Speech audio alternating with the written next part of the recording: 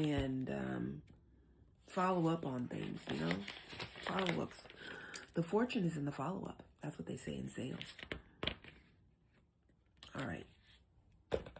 So for those of you watching from the For You feed and that don't know, I am Marika Goolsby. I'm a former foster youth and adoptee. I was adopted out of the foster care system. And I wrote my book about my time in care. This is my memoir, A Flower Called Orphan Girl. It is available in my TikTok shop and anywhere books are sold. And yeah, I talk foster care and adoption every single day, twice a day, except Sundays. It's only once. There is a full lineup of topics that we talk about every week. Look for that post so you can know or make a decision about what day you want to prioritize attending the live. So Wednesday, we center different voices of the, I guess you could say, child welfare, family welfare constellation. Today we are centering birth parent voices. In the past, we have centered adoptee voices, former foster youth voices, foster parent voices, social worker voices, yes, and now birth parent voices. So this is very important because I feel like anytime we are talking about foster care and adoption, I think birth parents get talked to last. So, yeah. So that's what we're doing here today. Like, there's so much wrong information about birth parents. I would love to hear from them. All right. So when I do my shares, I'm going to attempt to share it out to as many birth parents as possible so they can be invited into the conversation. And I hope you do the same with heart share tap, heart share tap. Let me see. Hey, Christina. All right, so let me see here. How can I do this? Oopsie. Yeah, I'm not really sure, honestly. Okay, so I do like to have a panel discussion.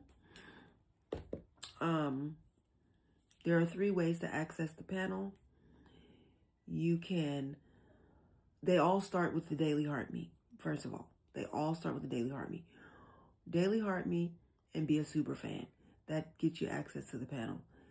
Daily Heart Me and participate in the live goal and or the gift gallery. That is another way. Daily Heart Me and tap the screen 1K times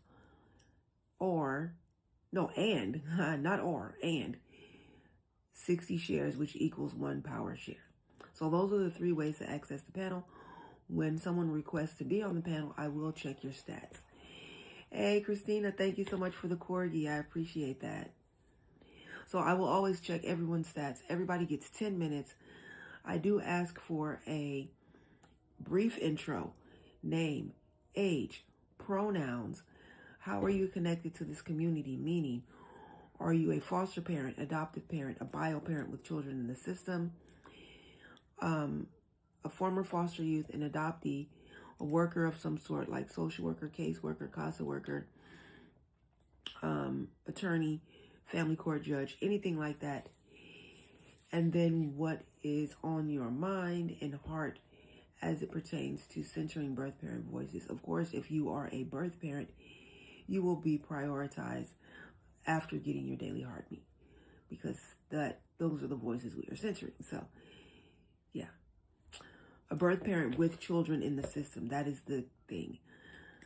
Not just being a birth parent with children, either currently in the system or that were in the system. Yeah, that you're trying to get out of the system. Good morning, Joey. Welcome in. So happy to see you. All right, so I have done all of the introductory work, I suppose. Yeah, I think. And like I said, I will be checking everyone's stats to be sure they meet the criteria of being on the panel. So the first person that has requested up, it looks like, is C-Dubs. So let me see, C-Dubs, if you have made the requirements. So C-Dubs has 29 shares, 0 comments, 29 shares, 565 likes. So you are literally like halfway there. Literally like halfway. So not quite. You are a quality engager in the making. So try again in a little bit. All right.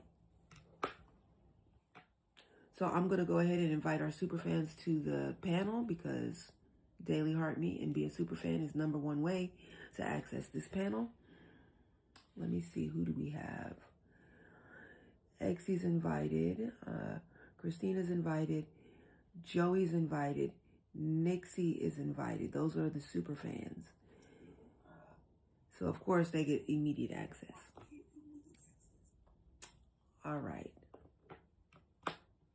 And if you know any birth parents that need to be up in here, please do invite them. Thank you for tapping the screen. I appreciate it. All right. Oh.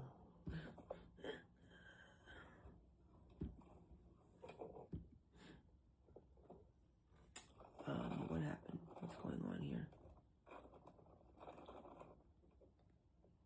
No, this isn't right. Okay, so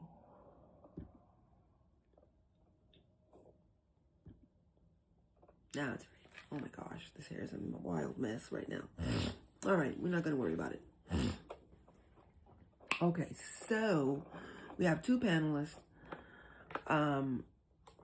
And basically I'm asking the panelists, Joey, it's too loud where I am to come up. I'm going to tap and share away. Okay, thank you, Joey. No problem. So basically what I want to ask the panelists, if you are not a birth parent with a child in the system, why do you think it is important to censor birth parent voices? Yeah, because today we are censoring the voices of birth parents. So if you are not a birth parent, that's kind of what I want to know. We're going to start with Christina and then go to Nixie because I like to start from the bottom and work our way up to the top. Intro, and then why do you think it's important to censor birth parent voices? Christina, are you ready? Yeah. Uh-oh, hold on. Let me turn my sound up because I could not even hear you. Okay. All right, you got the mic. It's too loud. Jeez. So I'm Christina, 33 years old. My pronouns are she. I'm a former Head Start teacher. 3 of my nephews have been in the system, and 2 of them I had through kinship.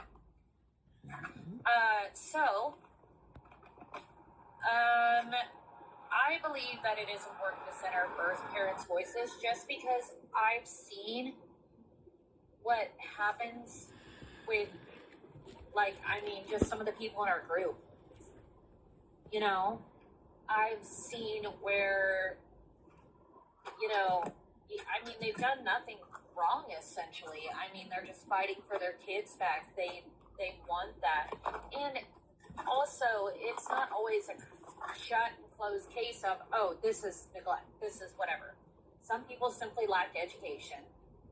Or some people, they were in survival mode. They were doing the minimum they had to do to get by, to be able to survive. That's what people don't get, is that, a lot of this is survival mode. And, you're doing what you do to be able to get through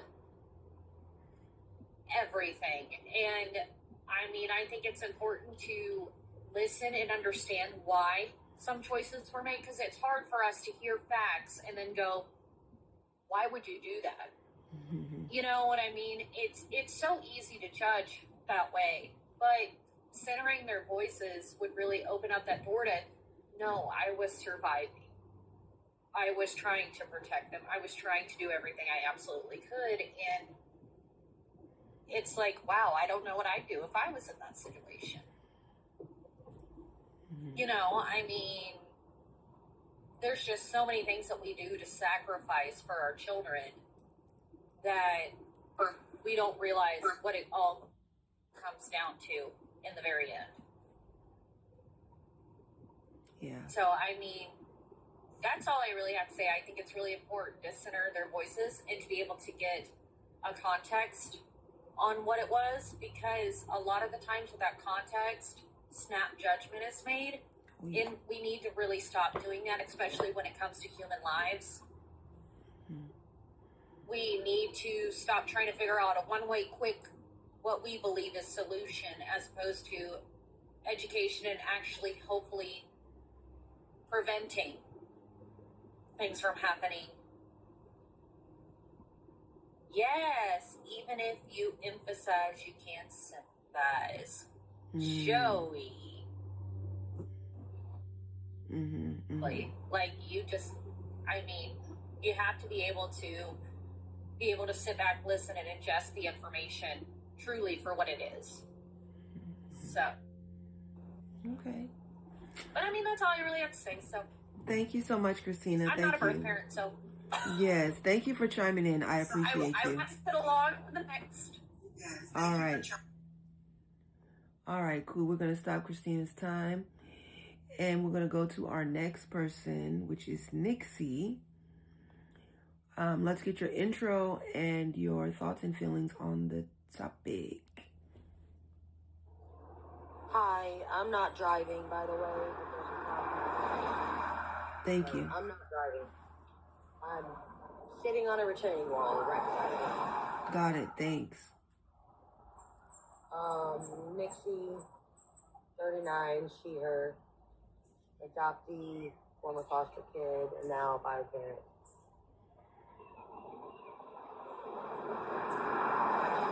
I think it's important to center bio parents' voices because so often people assume that if your kids get taken, then you've done something horribly wrong to them. And that's just not always the case.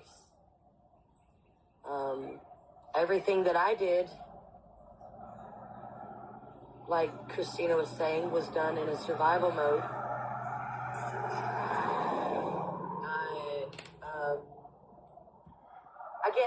I get that I made bad decisions. I made bad decisions. I decided to stay with, trigger warning for Thank TV. you. And I'm going to give a little bit of time before anybody, so if anybody wants to leave, they can leave. Thank you. All right. So yes, I realized that I stayed with a man that started hitting me when I was pregnant with our daughter. I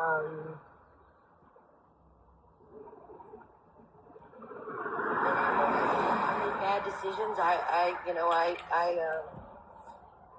I gave him a pass a lot of the times because he had Tourette's. And I realized that Tourette's is a very irritating. It can't not be irritating, right? Like your body is to have doing it. all these tics that you can't control, and most of his were in his face and neck, and so it would make his neck get real tight. And obviously, I get that it's frustrating, and I get that it's irritating. So I would give him a pass a lot of times for his Tourette's. He didn't mean to. He just got irritated because he's been working all day and his Tourette's is acting up because he didn't get a lot of sleep last night and blah, blah, blah, blah, all these excuses. Until I stopped giving excuses, and then I started living like, well, this man has threatened my life on multiple occasions if I leave with his daughter. So, now I'm going to stay because I'm afraid that if I left, he would track me down and, take my life, take my kids, or worse, take my kids' lives. I understand that that was the wrong decision, and that was a decision that was made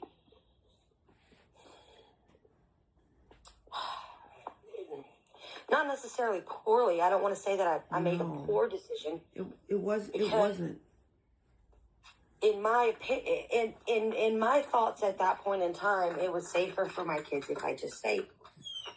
You know, but everybody, including the system, tends to think that every bio parent is the worst person ever in the world. Yeah, no. And not, and if we just looked at people, I mean, they're people. They make mistakes. Mm-hmm. Everybody makes mistakes. Some people make worse mistakes than others, but everybody makes mistakes. And as long as the person is trying to learn from those mistakes, I don't think the way that the system and everybody outside of the system looks at bio parents is right. Yeah. Because just because somebody makes mistakes doesn't make them a bad person, doesn't make them a bad parent. It just makes them a parent who made mistakes. Yeah.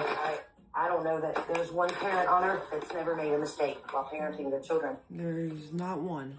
There's not one. Mm-mm. And I can't even say, to me, your decision was not a mistake because everybody knows the time, trigger warning, the time a DV situation escalates to being fatal is when the woman tries to leave. Everybody knows this. So that's when she needs the most support.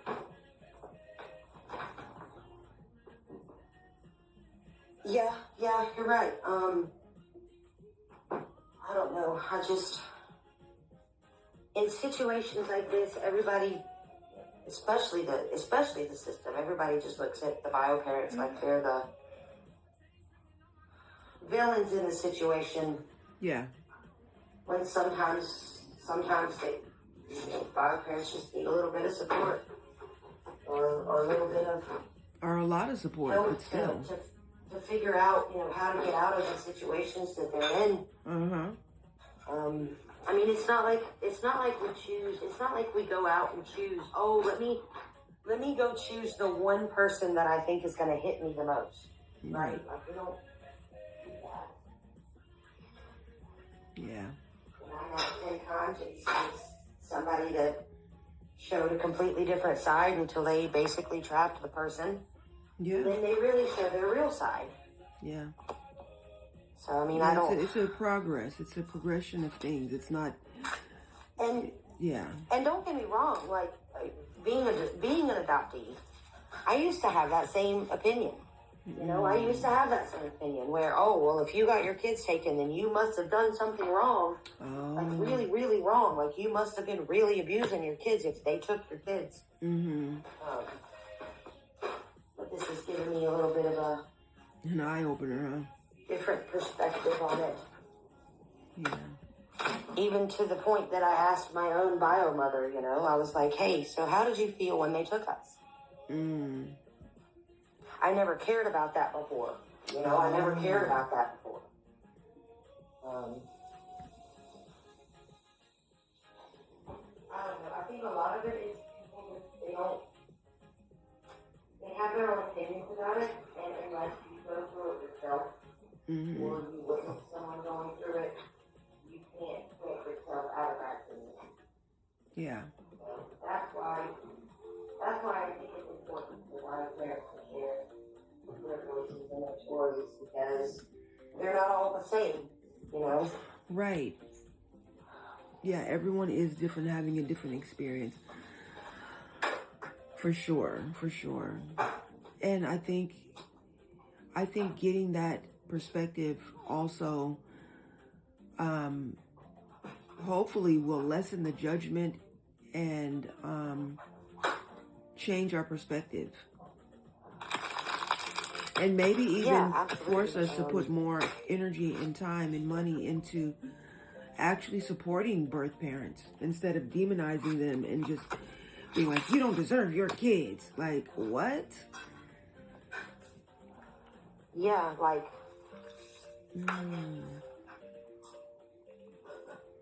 Grandma. like my own adopted mother got CPS called on her.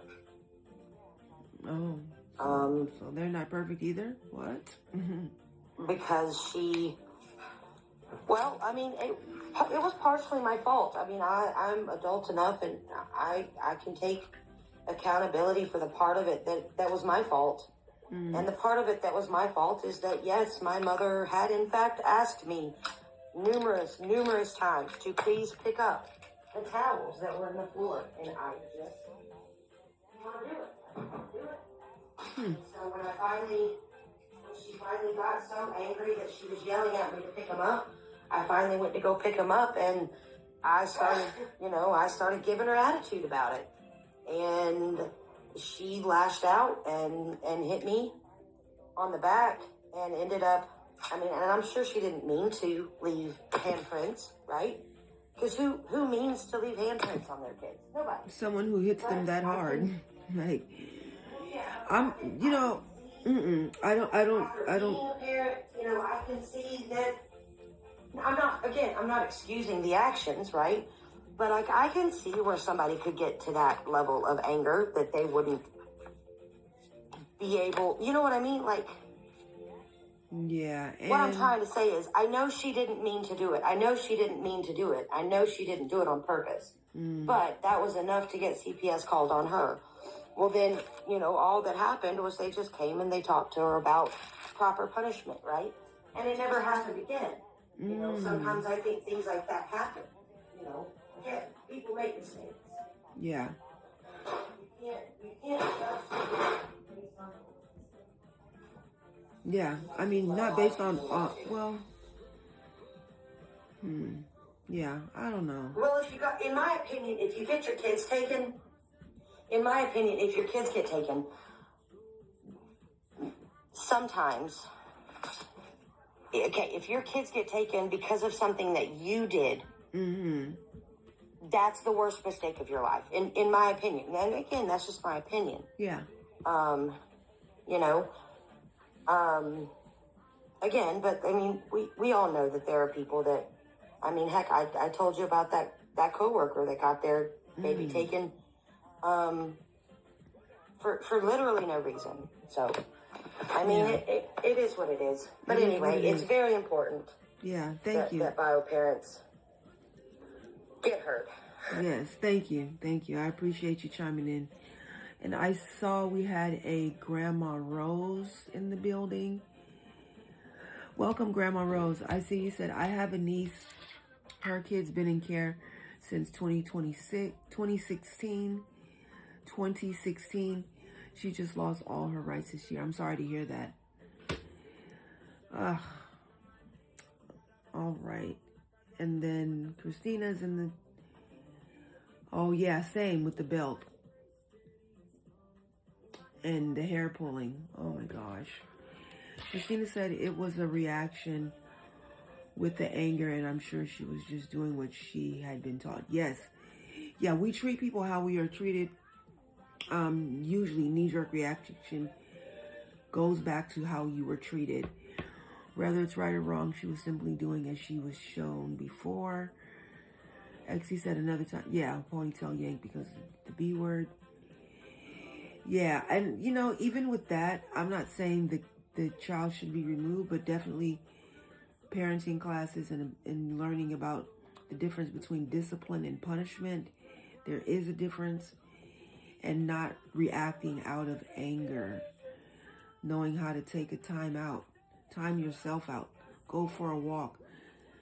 Telling the kid, go to your room for a few minutes. Like, there's so many other things, but that requires education, not necessarily immediate removal. I take that word as a term endearment now. Yeah. All right, so Exie is our next panelist. We want to get Exie's intro and Thoughts and feelings on why should we censor birth parent voices? Should we be censoring birth parent voices at all? And if yes, why? Okay. Exie, are you ready? Yes. Good All right. morning. Good morning. You have the mic. My name is Exie. I'm connected to the community because I was a foster to adoptee with the same family. I'm a bio mom to my 2 kids, grandmother, 50 years old, she, her. All right. Welcome in, Susan. So, is this more of an opinion or experience type? Because I'm not sure how to answer. Oh, it's basically, what do you think? What do you feel? What have you seen? What have you heard? Why should we censor birth parent voices? Okay. I think it's very important that we censor birth parent voices, because if it wasn't for them,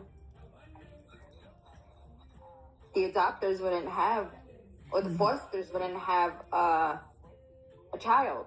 Right, both. Not Okay, all, bye, Christina.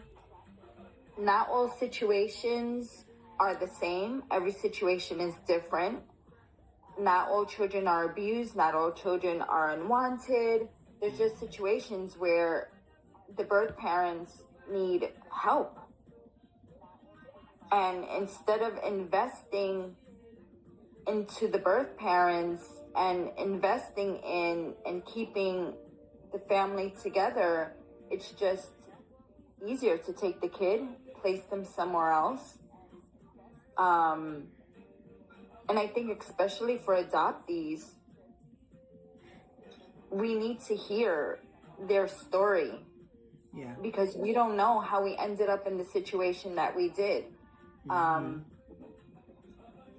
my experience, there's just a brief background of, okay, this is why you were adopted.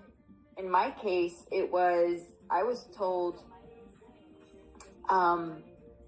you were born addicted, and she just couldn't get her life together.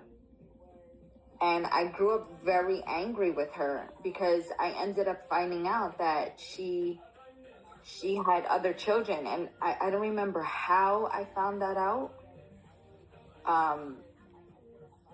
With my siblings, with my older siblings. And I remember just being very angry that, okay, you've had this problem, but you continue to have children. Like, what's wrong with you? That's very selfish. Until I had my own daughter, and I completely changed. I was like, this had to be the hardest thing for her to do. There has to be a reason why she was addicted. The way I feel about my daughter, the feelings I have, the empathy that I have, I got this from someone. So my thing was, there's more to it than her just being selfish. And sure enough, when I found my biological family, I got the whole truth. And I sympathize with her. Like, I can't 100% understand what she went through, but knowing the truth, I don't blame her. I don't blame her for the life. Like, she grew up a certain way, and this was her way of coping. And I can't be mad at her for that. It was just something that, without trying to put so much out there, that was her coping mechanism. And the same with my biological father. But yeah, they definitely need to. I think we need to hear their voices first. The adoptees. That's the only way we're gonna learn. We're gonna learn about the situations of adoptees and birth parents, because it's not an easy thing. It's not. It's not. It's not so black and white either. It's not so cut and dry. Like there's nuances. Yeah. And I think as far as substances go, people fail to realize, like, there's going to be ups and downs in life, And this is why they say relapse is a part of recovery, because people can be doing really well and, you know, really on top of their recovery and, you know, meet someone and fall in love and get married and or not, or just, you know, end up pregnant and be like, things are going well and, you know, I'm going to do right by this kid and try to get my other ones back. Or if I can't because they're adopted, you know, hopefully they'll understand in the future or something like that. And then that falls apart and then they end up back where they started. And I feel like that's the part that is not talked about, like why other children are born, because maybe she actually had a good moment, you know, where she was like, felt like, oh yeah, I can do this. Like, you know, I'm healthy and ready now, you know, and I wasn't then, but now I am. And, you know, sometimes another bad thing happens that throws them off. So, and I think that's true with all recovery, you know, whether it's from substances or food or the other things people get addicted to. So, and I agree, and from what I know, with my older siblings, the two older ones, she was very young when she had the oldest one out of all of us, my half sister. My mom was 15. Oh yeah, that's young. Yeah. And then she had her brothers. So they had the same dad, and that person was an older man. And he's the one that introduced my mom to the schmugs. Yeah. They ended up breaking up, and then she met my dad, and then my dad had his own issues, and they used together. Yeah. My two siblings weren't born addicted. I'm going to sum it up quick. When they found out that I was addicted, they took their right to, they gave her a chance to get clean. She did end up getting clean. And then my parents weren't together at the time. She ended up getting clean. Do you know how long that she needed to be clean for them to consider returning you, or how long they were like, okay, you have 3 months, or you have 30 days, or 6 weeks, or I what? don't know. Oh, okay. I don't know. I found out all of this information when I contacted the agency, because I remembered the agency, so they gave me some information. But she did get clean. She was away I'm gonna assume she was away for a while, because when she had to come back to court and she was with the person that she was with, he ended up injecting her. And her test came back dirty, and that's when they took her rights away from her. But the agency also told me that she was in trigger warning in a DV situation with this man. He's not my biological father. And she would go to the agency to get help. And they said they tried to help her as much as they could. Yeah. But this man had such a hold on her. He would always find her. Oh. It was a really bad situation that when my mother, he kept her away from her family, her kids. And when she was 28 years old, she passed away. 28 is so young. Yeah. And nobody knew. It's like you didn't even really have a chance at life. Like, no. To know what a healthy, good life was about. Like, yeah. That is heartbreaking. Yeah, he abused her. He kept her away from the family. I had my aunts and uncles tell me that they were living in Puerto Rico and moved to Jersey just to look for her. They ended up, moving their whole life with their own children. Yeah. To look for her. They couldn't find her, but he had her in the Bronx. He had her in Jersey, in Brooklyn, all over the place. And I think it was, I can't remember the year, but it was years later, a lot of years, I think over 20 years, that my uncle was able to find a listing for her in a cemetery that is near us. And that's how they found out that she passed away. Dang, that is heartbreaking. Yeah. So her family was looking for her, and it was just this man that had this hold over her. So it sounds like her voice was never centered, ever. Like it's No. No, and that's why I could safely say, like, I knew she loved her children and she wanted her children. Yeah.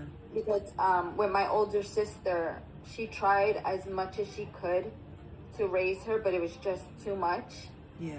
And she ended up being adopted. So in that area where she was adopted is where the last known address that my mom was at. And they found out that my mom was keeping tabs on her to make sure she was okay. Right. So she clearly cared.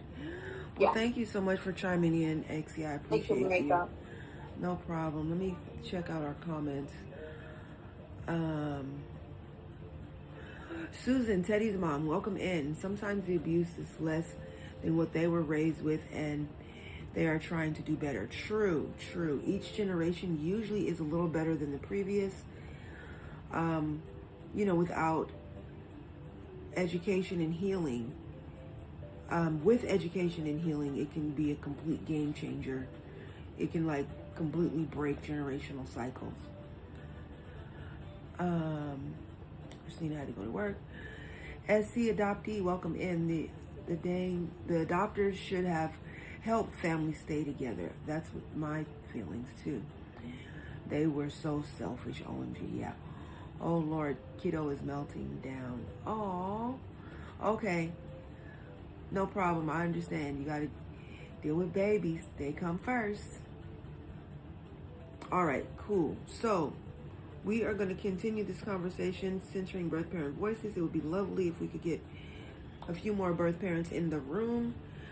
I know we have a couple of birth fathers that come through sometimes, as well as birth mothers. Exie said my adopted mother was selfish and didn't want that. Right. No. She was definitely not trying to help the family stay together. She was focused on building her own family. Abuse sometimes can't be separated from extreme poverty. Yes, this is true, because extreme poverty, and this is what I say often, desperate people do desperate things. And if you want to take away that desperation, make sure people are able to have their needs met, like basic housing, food, healthcare, employment. Let's see, abuse sometimes. Oh yeah, I saw that one. Exie said, and my bio dad fought for me, but they denied him custody. Yeah, because they were focused on building their family, not repairing someone else's family. Which to me, if I were a social worker, I would be more focused on family reunification and preservation. And as soon as I encounter a family that is clearly looking to just grow their own family, I would be like, I think you need to go to a private adoption agency, or only deal with the most extreme cases where reunification is no longer a possibility. Maybe bio parents have passed away and there is no next of kin to step in. Maybe they need to just be reserved for situations like that, where there is no possibility of reunification. My adoption was finalized when I was 4. Yeah, my last placement was when I was 3. The adoption wasn't finalized until I was 12. Pimp Limp joined. Welcome in.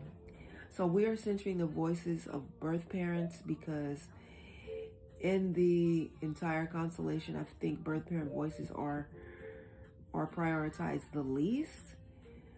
There's all these extreme judgments and assumptions made about birth parents with children in the system and how they became birth parents with children in the system.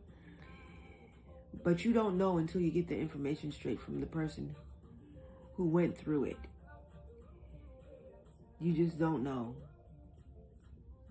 And just relying on social worker, they are only having a snapshot of the worst day of that person's life. Until we support birth parents much more than we do, reunification is something just not possible. I hear you, Susan. I hear you. And yeah, birth parents need support for reunification to be possible, long-lasting reunification, because I know I have talked to some foster parents that say, we do all this work, return the kid, and then 6 months later, the kid is back in the system. We do all this work, return the kid, and then 6 months later, the kid is back in the system. And this back and forth and back and forth. And rather than do that, just get them adopted. And it's like, to me, the back and forth says birth parent wasn't supported properly. Birth parent wasn't given the right amount of support.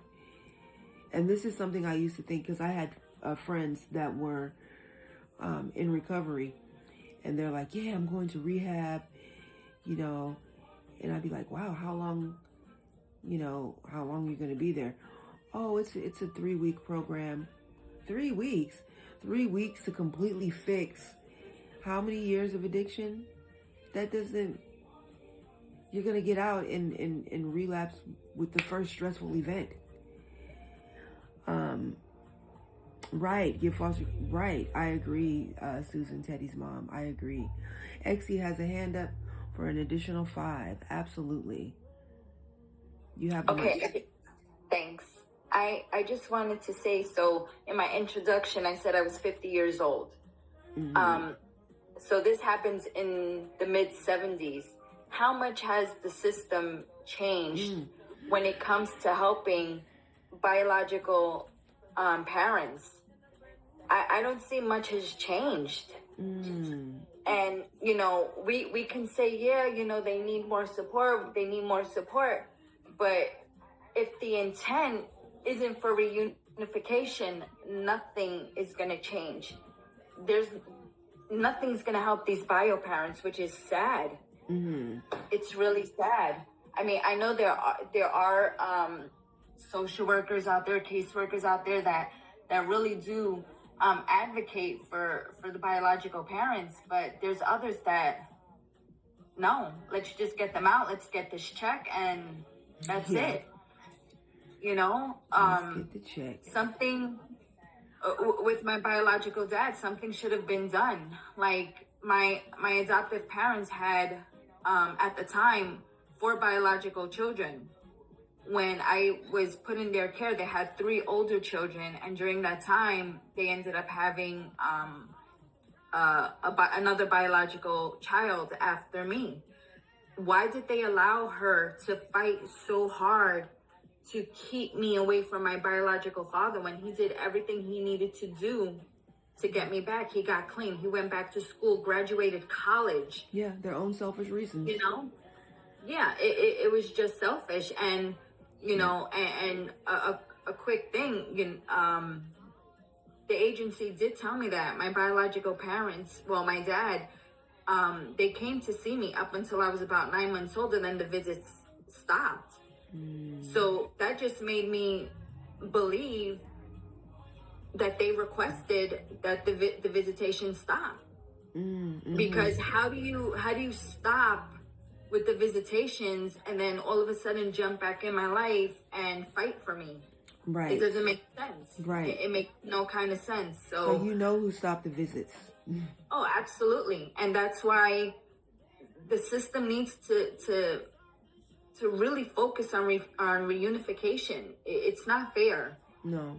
If these parents are doing everything, like, hearing certain stories from our group, it's almost like a game for these social workers to make them jump through hoops and do this and do that. And then at the end of the day, nope, because it's a decision that you ultimately make for people you don't know.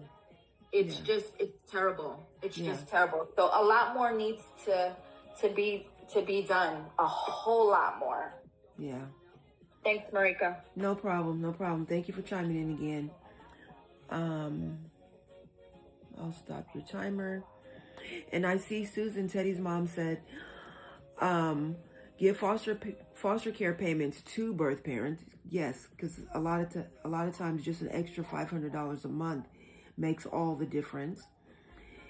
As well as having affordable childcare. Like, if you can't even go to work or go to school because there's no childcare and you're trying to pay a kid from the neighborhood, the babysitters, the lady next door, or something like that, a lot of times it doesn't work out.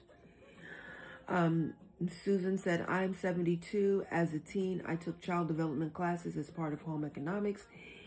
It was a different time. I remember when I was in high school. Now, I graduated high school in 1993. A lot of people in this space were just being born then. But I know 1 year after I graduated, home economics was no longer in the curriculum. So when I took home economics, it had nothing to do with child development. It was about how to be a wife. It was like, this is the proper way to wash dishes. This is the proper way to load a dishwasher. This is the proper way to cook, a spaghetti and meatball meal. This is the proper way to make a salad. So when I took home economics, that's what it was about. It was like all the girls took home ec and all the boys took auto mechanics or wood shop. And it was very gendered, and it was very much how to be a spouse. But childcare was not child development was never a part of it, which was shocking to me, a year after I graduated, that class was removed, because I had friends that were still in that high school that were a year younger than me that were like, yeah, it's gone. It's like, what? Like, I learned how to make bread, homemade bread. I learned how to make all sorts of things. We took eggs home and took care of them as babies. Yeah, I never had that. So a lot of people didn't get that experience of home economics being including child development. I think for me, being a teenager in high school, I think the school was just so obsessed with trying to prevent teen pregnancy that they didn't even want to talk about it. Like, I did have a sex ed class, but it was all mechanical. Like, this is your fallopian tubes, and this is what your uterus looks like, and this is where the baby grows. Nothing about like the emotional aspect of it, like wanting to be in love or touch, feeling it's normal that touch feels good, but it doesn't mean you should do it. This is no means no. There's so many things left out of that very mechanical sperm meets egg, and this is baby, and yeah.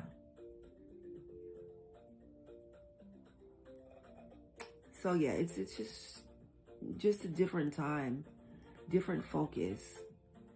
Okay, we have a puzzle piece. Hold on. Puzzle piece means they don't believe I'm here still. So strange. So strange.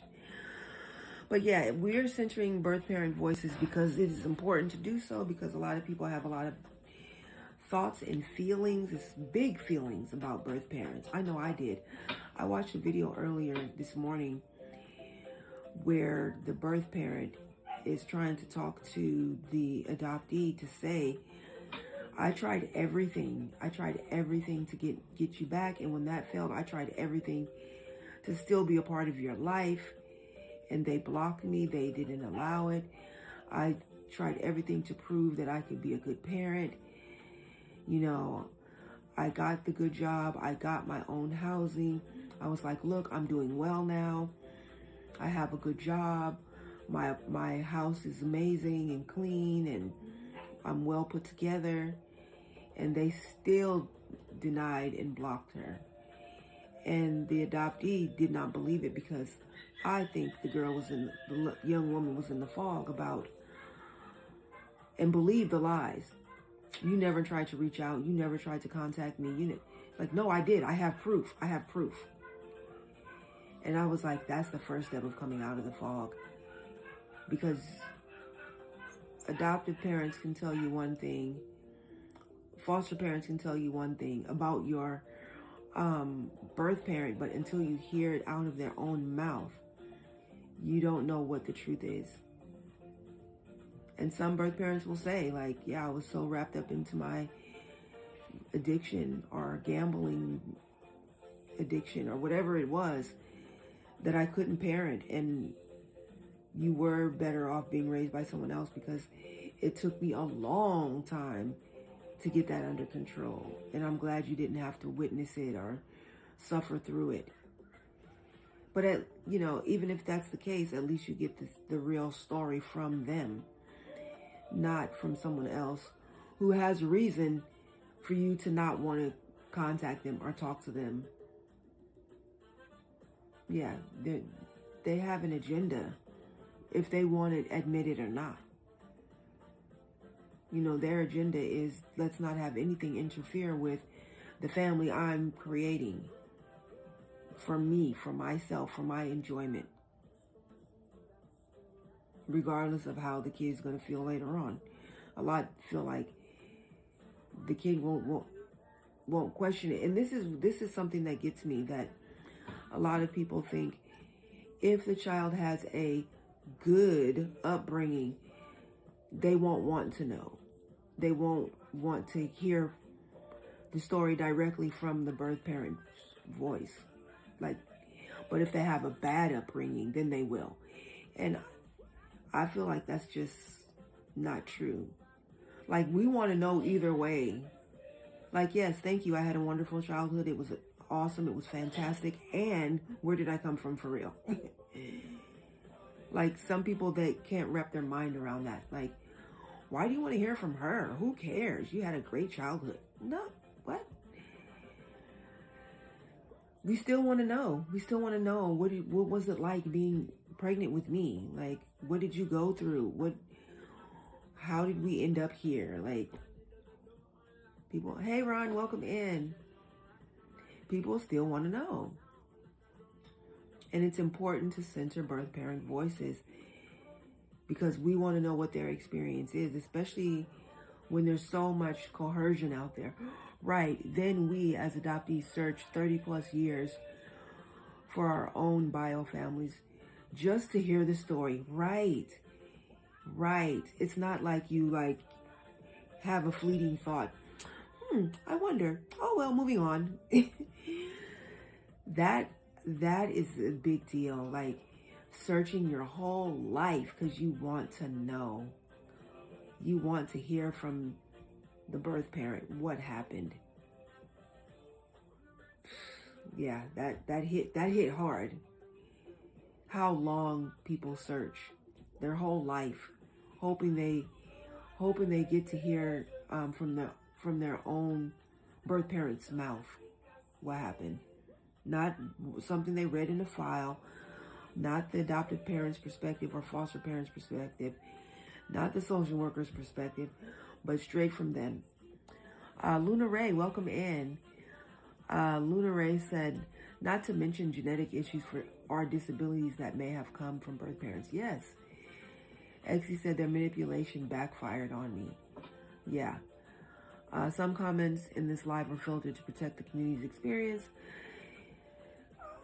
I guess just the word manipulation was needed to be filtered. I don't think so, but hey. Susan said, my son's mom was incapable of keeping him. I made sure he knew she loved him. Maybe even more than, yeah. I mean, even with that, adoptees, even more than she knew. Yeah, even with that, some adoptees will still want to hear the story straight from the bio parent's mouth, They thought talking bad about my bios would make me not want to know them. No, it meant... People don't realize sometimes that makes you want to know them even more. Like, wow, were you really that indifferent about the whole thing? Or was that just like a front, a show to save face? Like, I think that makes us want to know more. for ourselves. Yes. Made me even more curious. Right. Like, wow, really? Yes, and wanted to find them. Yeah, I was told horrible things about my birth mother. You know, I was told she was a whore, she was a party girl, she was just, yeah, she didn't deserve me. You know, she didn't deserve someone so sweet and so cute. She didn't deserve me. And it's like, who are you to say that she didn't deserve me? So, you know, I wanted to hear from her directly. And I remember that first meeting when I was like 16. Like, so what the hell happened? Where were you? You know, I was like, where were you? And yeah, she basically told me through rage and sadness and tears, like, I tried everything. I did everything they required. And still they said I was unfit. Yeah. And if you read my book and see what they thought was fit, it's way off. It is way off. Like, no, these people should never have been around kids, period. Alaskan American, welcome in. So yeah, hopefully we can get some more birth parent voices in the room. If not during this live, hopefully at the 4 o'clock, you know, because we're live twice a day. Crimson Kim, welcome in. I've never spoken bad about my daughter's bio, but when given the chance, she made herself a victim. She may have been a victim. I mean, that's her experience. Susan said, my son grew up with a picture of mom holding him on his bedroom wall. We celebrated her birthday. Nice. That's nice. But yeah, I mean, birth parents often are the victim, like, of their own trauma, of their own past, and of the system. So I think it's important to hold a little grace for that fact that, yeah, sometimes they're the victim of their own self and what they have been taught and told that they deserve. You know, past trauma is a real thing, and generational trauma is a real thing. Yes, adoptees want to know who they are in either way. Teddy's mom said, especially the system. Yes, sometimes birth parents are the victim of the system, of their past, of trauma, of society, of being pregnant at the wrong time, of being poor, you know, living in poverty. Yeah. And I think it's okay to have a little sympathy and grace for that. It doesn't mean they're capable of parenting. Some people really are not capable of parenting. But it doesn't mean you have to cut all contact completely. It's like, I have heard birth parents say, I was unable to parent because my mental health was so far out there, I couldn't do it, but I still wanted to have connection and contact with my kid that I couldn't parent, and I appreciated her adoptive family for taking care of her when I couldn't. But I think a lot of people look at it like black and white thinking. Welcome in, Big B. How are you? The victim, she had no choice in her situation. I mean, sometimes that's true.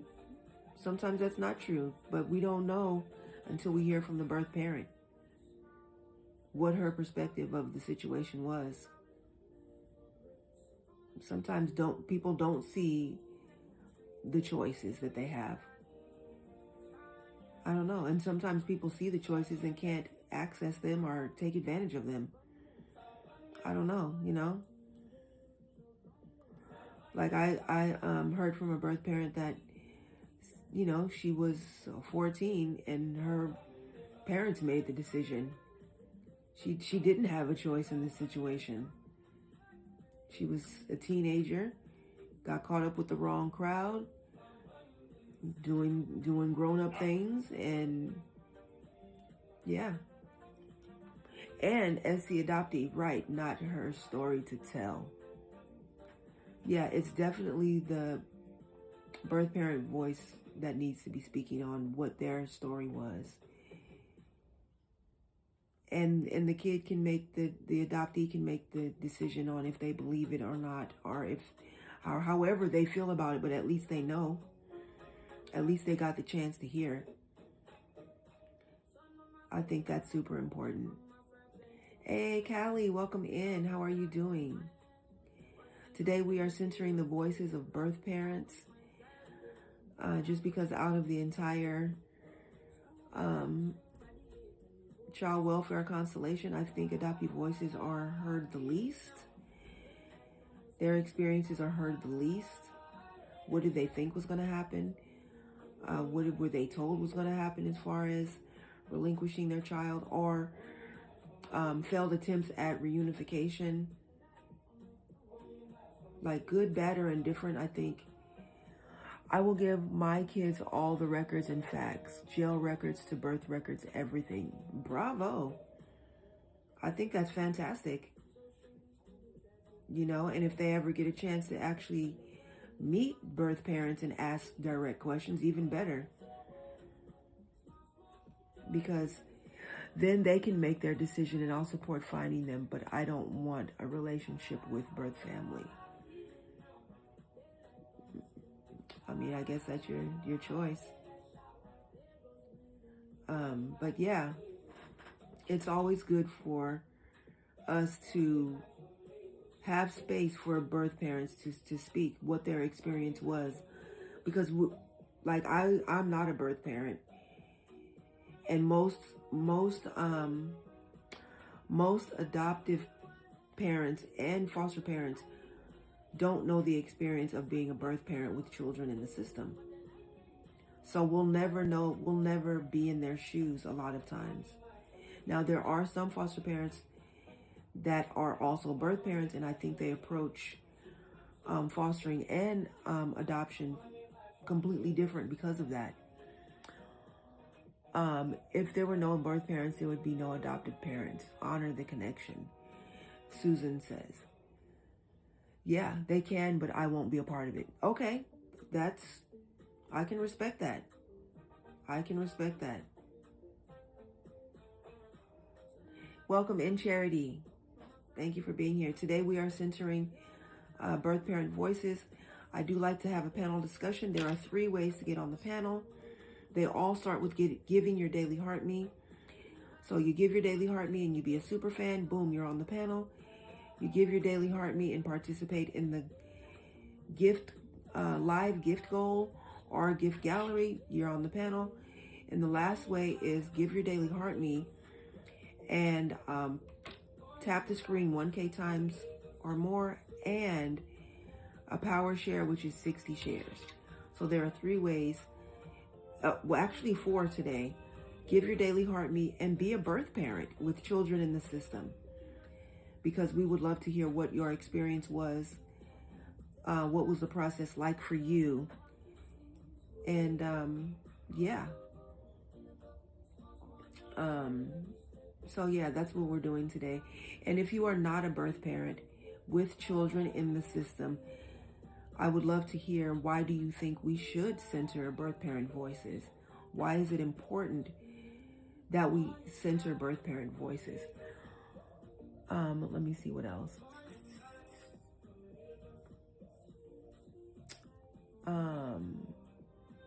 Crimson Kin said, I have a relationship with my daughter's bio mom. She is my niece. So kinship adoption, yeah, is a thing.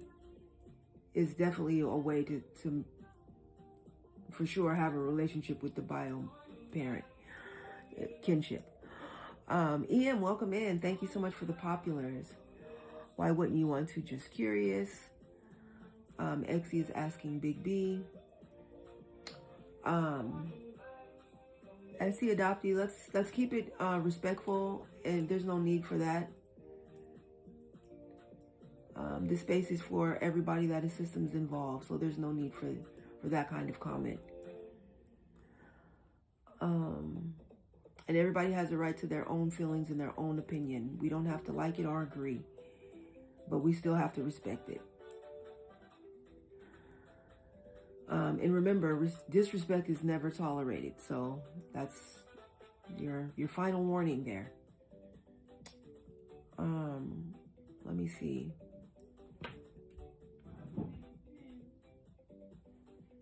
Lifestyles are vastly different. I'm not interested in it.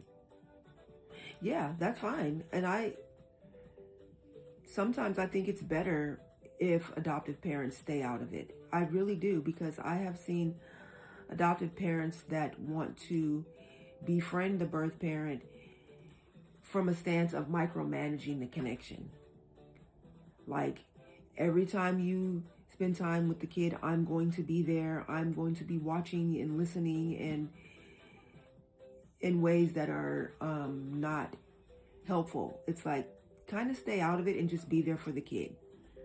You know, if the kid is wanting a relationship with the bio family and you are supporting that, kind of stay out of it.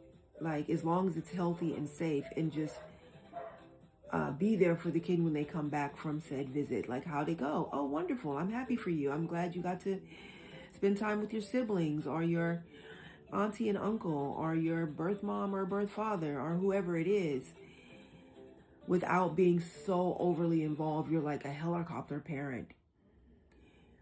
Luna Ray said, absolutely, unless it's a safety concern and they're young. Exactly. That's what I'm saying. So I don't hear Big B saying he doesn't want to have a relationship as problematic. Like, as long as the kids that want that can. Jessica, welcome in. Crimson Kin said, I was fostering, but she failed 3 care plans. My daughter is 8 now. I'm not sure when to tell her. As soon as she's old enough to ask. I mean, 8 years old is old enough. I mean, I knew I was in foster care because I had visits. I had visits with my bio family.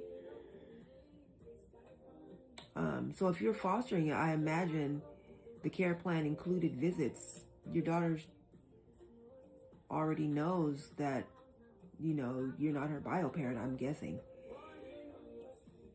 Not at all his feelings. Welcome in, Cassie. Welcome in, Ashley. Thank you for being here. Today we are centering birth parent voices, and talking about why that is important. It's definitely important for adoptees as well as foster youth to know from the birth parent's perspective what happened. She was an infant. She doesn't rent. No. That's something else. She doesn't remember. Oh, well, it's not too late to just say, like, you know, we met when you were a baby and you have another mom. Like, yeah, earlier the better. Don't wait until she's 19, 20 and like, what? You've been lying to me this whole time? Because a lie of omission is still a lie. Thank you so much for sharing the live. Thank you so much for that power share. But yeah, I say tell her as soon as possible, like today. Like, let's go out and have this difficult talk. And make sure it's open-ended. It's ongoing. Like, think about it and we'll talk about it some more. Think about it and let me know what you think.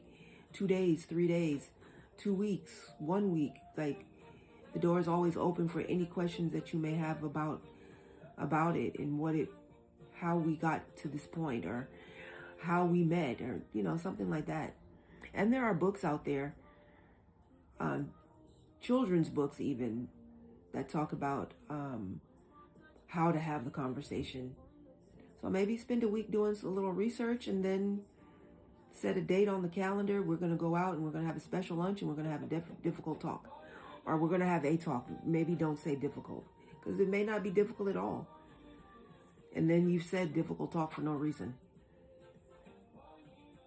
My daughter hyperfocuses because of her ADHD, that I can't give too much information because it then, right, I get it. It's like you want to have the conversation, but then you don't want it to take over her entire being. It is a matter of pacing, and yeah, I get that. Drew's Fuller, welcome in. So yeah, this is an important conversation to have. We're going to be continuing this conversation 4 p.m. Pacific Standard Time. I think it is super important that foster youth and adoptees know she's younger, so slow info as I know she can handle it, but it will all be there for her. I think that's good. I think that's good because nobody wants to put the kid into shock, but it is a matter of pacing and ebb and flow, right? And like, yeah, and timing, and you know, maybe not when school is going and you really need her to focus on school. Maybe during summer break and we have time to recover and do something fun to kind of make it not so traumatizing. And like, you know, clearly as your adopted father, I did not bring you into this world, but this is your origin story. Oh, thank you for becoming the title gifter of the donuts. And if anybody else wants to visit my gift gallery and contribute, that would be awesome. Yeah, so it's a delicate dance. You know, eventually kids always do want to know where they can. Hey, DJ Equipment, thank you. Kids always want to know, you know, regardless if it was a good adoption or not, regardless of if they had good foster parenting experiences or not. I mean, yeah, good experiences with foster parents or not. I think people underestimate that. Like, and just like I believe it was SC Adoptee said, searching for 30 years plus, that shows you how important it is. So I do appreciate you, Big B, keeping all that information and pacing yourself, not just straight up lying to them, you know, and saying and keeping those records. Some people don't even keep records because they think it's not important because the only thing that matters is me. I'm your parent, that's all you need to know. It's not true. It just simply is not true. Let's see. All right, so we're going to be winding down soon. I think we literally have like about 10 minutes left to this live. Let me give you the stats of the room. We are at 22.9K taps, 432 shares. Our league is a C5 in the top 80%. I would love it in the next day or two if we can get back to a C4. And let's see, we have 8 people in the room. What other stats can I give y'all? We have been live an hour and 20 minutes. We have had 115 views total, 0 new followers, 7 gifters. This live has made $3.89. And a huge thank you to everybody who has participated either on the panel or in the chat. I appreciate it. Cheers. And what else do I want to say? Oh, we will be live again at 4 p.m. Pacific Standard Time. We have about 10 minutes left, focusing and censoring birth parent voices. It is so important for so many different reasons to get the story from the horse's mouth. You can read a file, you can speculate, you can guess, you can imagine what was going on with birth parents, but until you talk to that person yourself, you never know for sure. And even talking to them having a face-to-face or over the phone or whatever, you still may not know, but at least you'll have the best idea that you can have by having the conversation.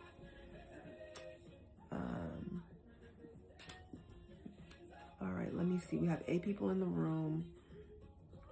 I hope everybody has given their daily heart me and continue to tap the screen. Like I say, I had no idea about why I was in foster care and adopted until I actually spoke to my birth mother. You know, there were stories, there were conflicting stories, there were stories that didn't add up or make sense until I talked to her myself. And my adopted parents definitely didn't want a relationship with her. I mean, they hated each other. You know, they were, yeah. Either way, for both of my kids without titles, they always will have a home at our house. Awesome.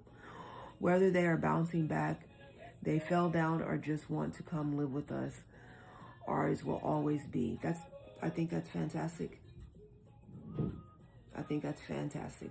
I appreciate hearing that. Yeah, I've heard some foster parents and adopted parents, oh, you want your birth family? Go be with them and don't come back to my house. You know, you're ungrateful. I did everything for you and you care to know who they are. Good luck in your search. Like, you're unalive to me. It's like, what? Like that, whew. Like, everybody wants to know where they came from and what were the circumstances of their birth. You know? And then to like be completely cut off for wanting to know is just, it's just wild to me. And wrong, in my opinion.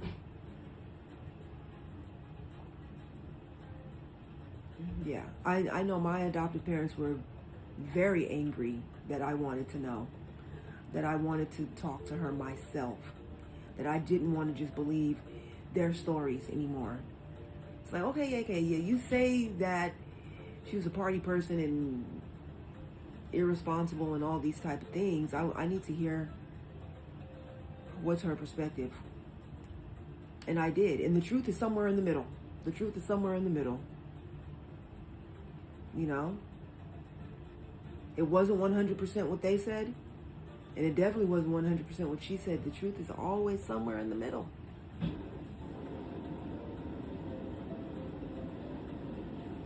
All right, let's see. All right, we have literally 6 minutes. I want to play our exit song for y'all.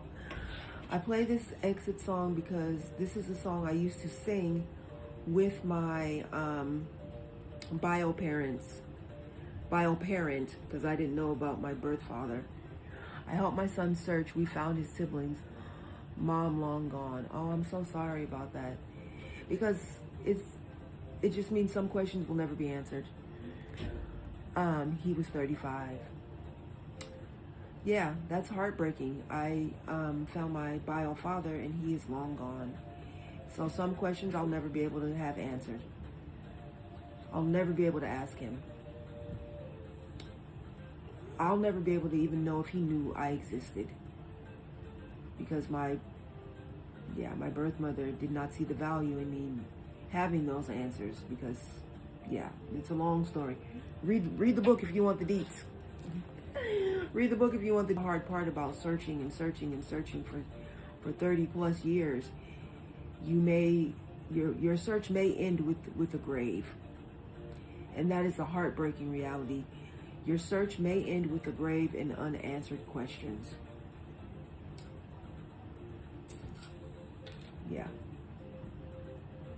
And that's a whole other sadness that I have to live with now. That all I have is photos, which is nice because I'm like, oh, so that's what part of this face is. All this time I thought, oh, I look just like my birth mother. I look just like her. And then I saw pictures of my birth father, and now I struggle to see my birth mother's face at all.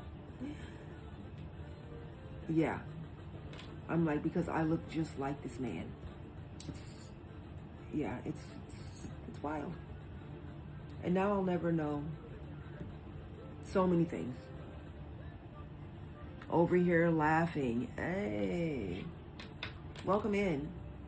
Laughter is medicine, healing. All right, we have 6 people in the room. I hope you will stay and tap it out to the song. And come back today at 4 p.m. Pacific Standard Time. This live is officially over. The song is We Are Family by Sister Sledge. This is the song I used to sing at the end of our supervised visits. This is a supervised visit. We're being supervised by the app, by trolls, by people deciding if they want to join our community of wildflowers or not. This is a supervised visit. This is why I play the song. But if you want to skip the song, live your wild and wonderful life because you deserve it. Live your wild and wonderful life because you deserve it.